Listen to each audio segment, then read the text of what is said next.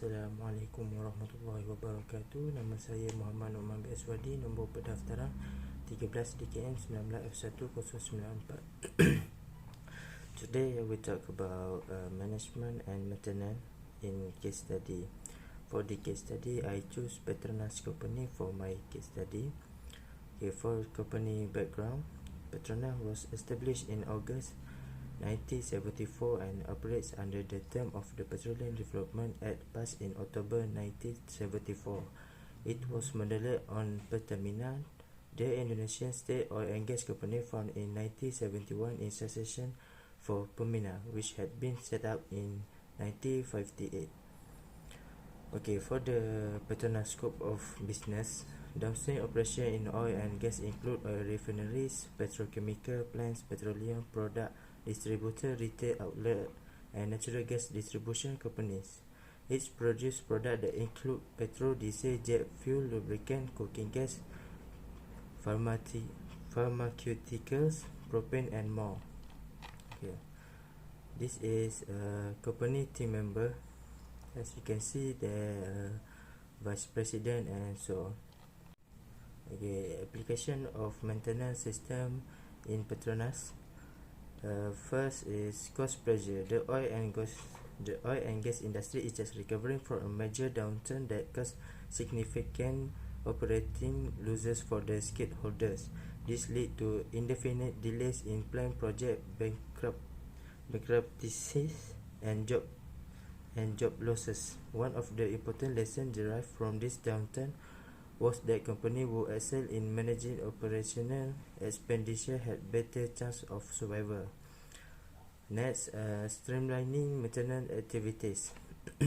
maintenance approach in the oil and gas industry have transitioned from reactive to preventive and are now edging toward a proactive approach. The preventive maintenance approach that required inspection and maintenance at regular intervals was effective. However, it failed to completely eliminate machinery breakdown. Additionally, this approach required inspecting all equipment periodically, leading to redundancies in this approach. Also, it is very time-consuming to determine the exact interval for conducting maintenance activities.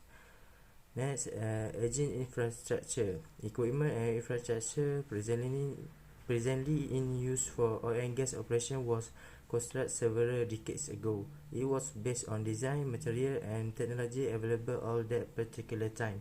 In some instances, those aging assets have surpassed their predetermined life expectancy envisioned during the design phase.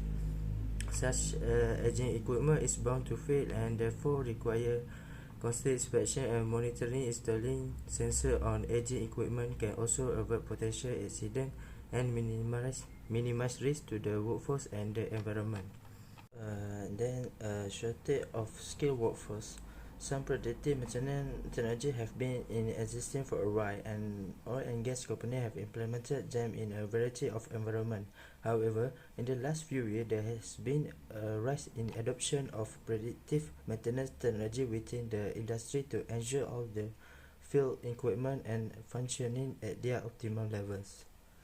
Okay, for the weakness and problem in the Petronas, there are drilling and pipeline near national parks. Since the start of 2017, the Trump administration has proposed oil and gas leasing close to more than 80 national parks in the West. At least 40 proposed major pipelines are in the work across the country, and some of them could end up going through national park sites.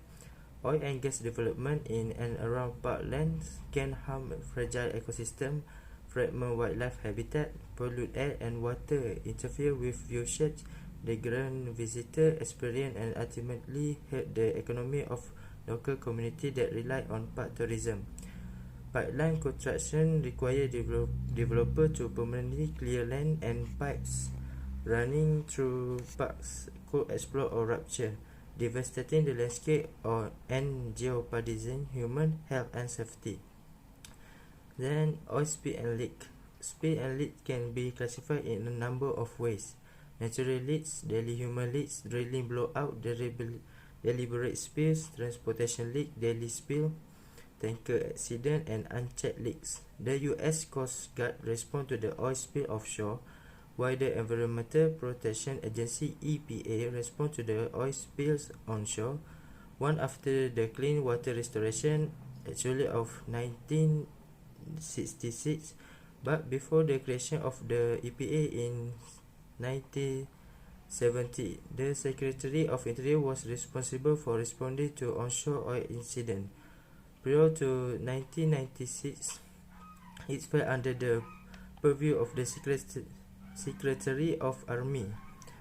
So, currently, a variety of agencies are responsible for oil spill prevention, depending on the potential source of the oil spill, and include the U.S. Coast Guard, the EPA, the Department of Transportation, and Department of Interior.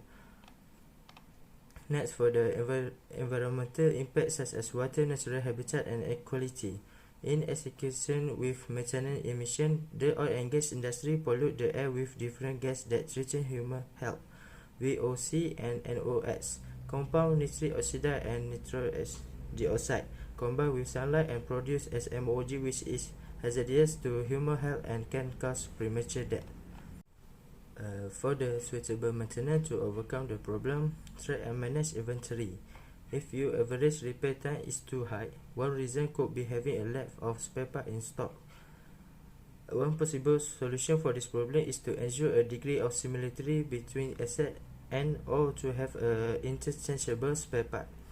Having the same part fits many machines can be a smart money saving trick and make it easier to obtain technical assistance from the manufacturer.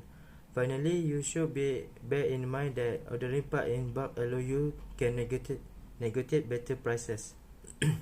Next, train your team. Another key to keeping maintenance costs down is training your entire team and not just the technician. If all of your employees know how to detect problem, malfunction will be detected much faster.